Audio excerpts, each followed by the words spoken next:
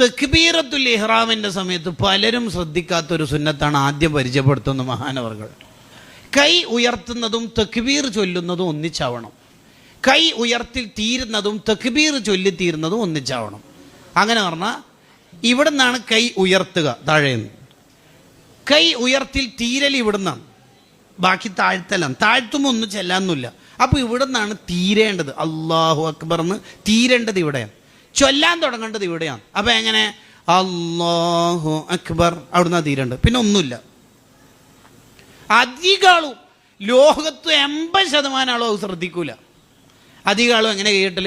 അല്ലാഹു അക്ബർ അങ്ങനെ ചെയ്യാം. അങ്ങനെയല്ല നമ്മൾ ചെയ്യേണ്ടത്, ഇവിടുന്ന് തീരണം. പിന്നെ ഇങ്ങനെ കൈ ഒന്നും ഇല്ലാണ്ട് പോകുമ്പോൾ ഒരു എന്തോ ബേജാറ്, ഉസ്താദേ ലഗേജ് ഇല്ലെങ്കിലും ഹാൻഡ് ബാഗെങ്കിലും ഉണ്ടാവില്ല നല്ലതല്ലേ എന്നുള്ള ഒരു മൂപ്പരുടെ ഒരു ചിന്തയാണത്. അതൊന്നും ചെല്ലാനൊന്നുമില്ല, ഇവിടുന്ന് തീരണം. അല്ലാഹു അക്ബർ, അതാണ് ഒന്നാമത്തെ സുന്നത്ത്. ഇന്ന് മുതൽ നമ്മളെ ജീവിതത്തിൽ അതുണ്ടെങ്കിൽ അൽഹംദുലില്ലാഹ് ഈ ക്ലാസ് നമുക്ക് ആഖിറത്തിൽ സാക്ഷിക്കൂലേ. ഇപ്പോഴത്തെ ക്ലാസ്സും പരിപാടി എന്നൊക്കെ പറഞ്ഞാൽ കുറേ ഫീഡ്ബാക്കുകളാണ്. നല്ല പ്രസംഗം കേട്ടോ പറ.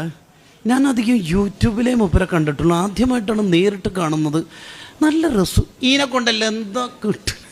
ദുനിയാവിലൊരു സാധനം ഉണ്ടാവില്ല, ആഖിറത്തിലും കിട്ടൂല. അതിനെ കൊണ്ട് നമുക്ക് എന്താ ഇപ്പോൾ ഫീഡ്ബാക്ക് എടുത്തിട്ട് കിട്ടല്?